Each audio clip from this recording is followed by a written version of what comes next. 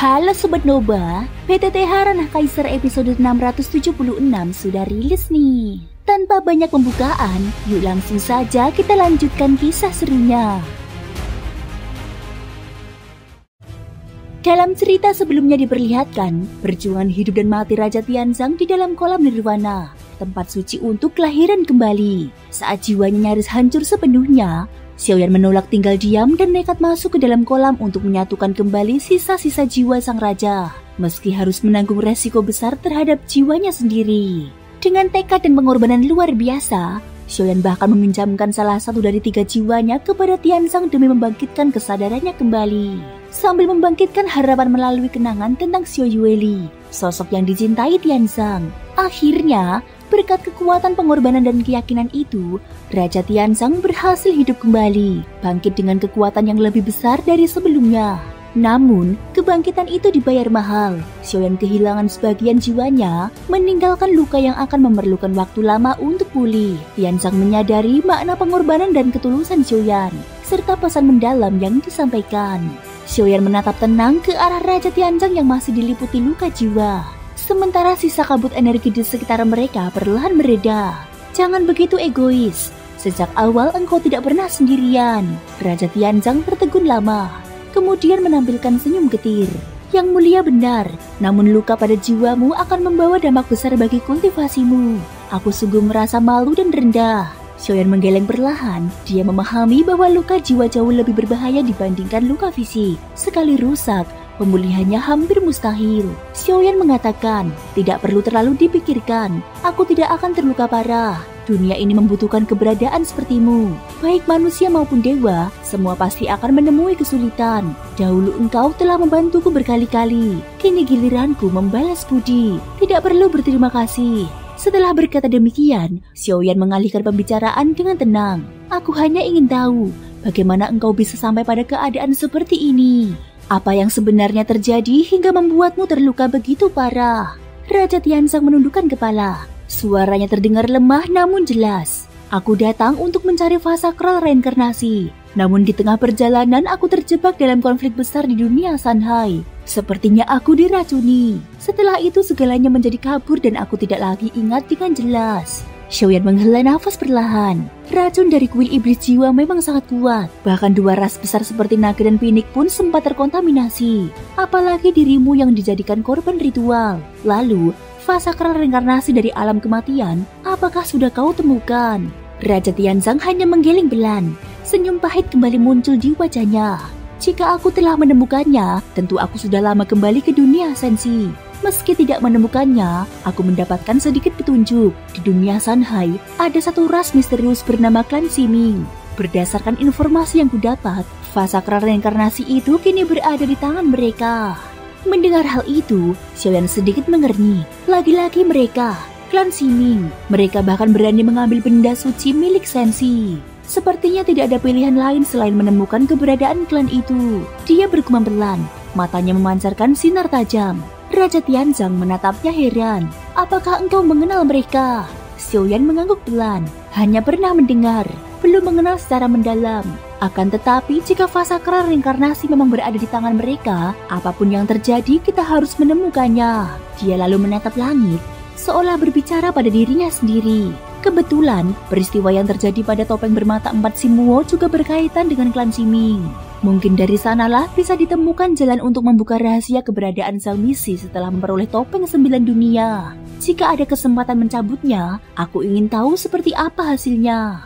Setelah berbincang sejenak, Xiaoyan membantu Raja Tianzang meninggalkan kolam nirwana. Mereka berjalan menuju tempat Fengxi dan Xuan Huang yang sedang menunggu. Dengan penuh hormat, Xiaoyan berkata kepada Fengxi, "Terima kasih banyak." Fengxi menjawab dengan rendah hati. Dibandingkan dengan menyelamatkan begitu banyak makhluk hidup di dunia Sanhai, ini bukan apa-apa. Atas nama klan Feng, terima kasih atas pertolonganmu. Kali ini Fengxi sudah tidak menunjukkan kesombongan seperti sebelumnya. Dia tampak tenang dan rendah hati. Jelas bahwa kendali altar iblis jiwa telah terhapus darinya. Xuan Huang pun melangkah maju dan memberi hormat. Aku mewakili klan naga, mengucapkan rasa terima kasih yang sama kepada saudara Xiaoyan. Xiaoyan mengangguk ringan, tidak perlu berlebihan. Namun mengenai klan Ximing, apakah kedua klan memiliki informasi tentang mereka? Ucap Xiaoyan. Feng Xi menatap langit sejenak, lalu menggeleng. Klan Siming, aku pernah mendengar, tetapi mereka sangat misterius. Ingin menemukan keberadaan mereka bukan hal mudah. Namun karena engkau telah berbicara, klan Binik akan mengerahkan seluruh kekuatan untuk membantu. Feng Xi kemudian menyerahkan sebuah jimat geokomunikasi kepada Xiaoyan dengan kedua tangannya. Ini jimat komunikasi kami. Jika ada kabar, aku akan segera memberitahumu. Xuan Huang menambahkan dengan nada tegas. Klan Naga juga akan melakukan hal yang sama. Jika engkau membutuhkan sesuatu, kami tidak akan menolak. Aku akan segera menyebarkan berita ke seluruh ras yang berada di bawah naungan klan Naga untuk mencari petunjuk tentang klan Siming. Kedua pemimpin besar itu telah memberikan janji mereka. Xiaoyan mengangguk perlahan. Dia memahami bahwa jika bahkan dua klan besar itu tidak mengetahui banyak, maka mencari klan Siming bukanlah perkara mudah. Xuan Huang menatapnya dan berkata, "Saudara Xiaoyan, pencarian mungkin memakan waktu. Sementara itu, bagaimana jika engkau beristirahat di wilayah klan Naga terlebih dahulu?" Feng Xi juga berkata, "Jika klan Feng mendapat informasi, akan segera memberitahu." Xiaoyan menerima saran itu dengan tenang. Dalam hati, dia mulai menilai bahwa dunia Shanghai ternyata tidak seburuk prasangkanya. Mungkin karena hati ras-ras di sini masih jujur dan polos, tidak penuh tipu muslihat seperti manusia. Dan justru karena itu, manusia di dunia ini hampir punah. Tanpa banyak bicara lagi, Xiaoyan bersama Xuan Huang dan Raja Tianzang serta Long Yan meninggalkan wilayah klan Binik. Mereka berempat bergerak menuju klan Naga. Dalam perjalanan pulang, pemandangan di sepanjang jalan tampak damai. Seperti yang telah diduga Xiaoyan, sumber utama racun altar iblis jiwa memang berasal dari Kaisar Suci Binik Hitam. Setelah kematiannya, seluruh racun pun perlahan lenyap dari dunia. Setiba di Istana Naga, Xuan Huang mengeluarkan meja dan kursi besar dari dalam cincin penyimpanan, lalu menepuk pundak Xiaoyan. "Ini adalah anggur paling kuat dari klan Naga. Hari ini engkau harus minum sampai puas." Dia kemudian memanggil. Semuanya datanglah menyambut saudara Xiaoyan, saudaraku yang terbaik. Serentak, dari dalam aula istana muncul lebih dari 100 perempuan naga. Mereka semua berpenampilan menawan, bertumbuh tinggi semampai, lekuk tubuh jelas, dan memancarkan aura naga yang kuat. Salam hormat untuk Tuan Xiao. Suara serempak mereka bergema memenuhi aula, membuat Raja Tianzang refleks menaikkan alis. Tampak sedikit terkejut, Xuan Huang pun tertawa lepas. "Mereka semua adalah istriku. Jika ada yang menarik perhatianmu, pilih saja sesukamu." Xiaoyan terdiam, wajahnya kaku sejenak, lalu tersenyum kecut. "Tidak perlu, saudara Xuan Huang, aku sudah memiliki istri dan selir." Xuan Huang justru tertawa lebih keras. "Hah, itu tidak jadi masalah. Engkau berbakat luar biasa. Jika tidak mau repot, biarkan aku yang mengurus keturunanmu nanti." Dia menepuk dadanya dengan bangga, lalu memberi isyarat pada para perempuan naga. "Beri jalan, biarkan saudara Xiaoyan memilih dengan leluasa." Seluruh perempuan naga beranjak, menampilkan kecantikan dan keanggunan mereka tanpa rasa malu sedikit pun. Xiaoyan menghela nafas panjang. "Tidak perlu, sungguh tidak perlu." Namun Xuan Huang tetap bersikeras. "Tenang saja, jangan sungkan dengan saudaramu ini." Xiaoyan hanya bisa tersenyum kaku, tidak tahu harus menolak dengan cara apa lagi. Dia tidak menyangka klan naga begitu terbuka dan bebas dalam adat mereka. Xuan Huang kemudian mengalihkan tatapan ke arah Raja Tianzang dan Long Yan. "Kalian berdua juga saudara Xiaoyan. Jika ada yang kalian sukai, silahkan pilih. Tidak perlu malu." Namun Raja Tianzang maupun Long Yan hanya menunduk, menolak dengan sopan tanpa sepatah kata.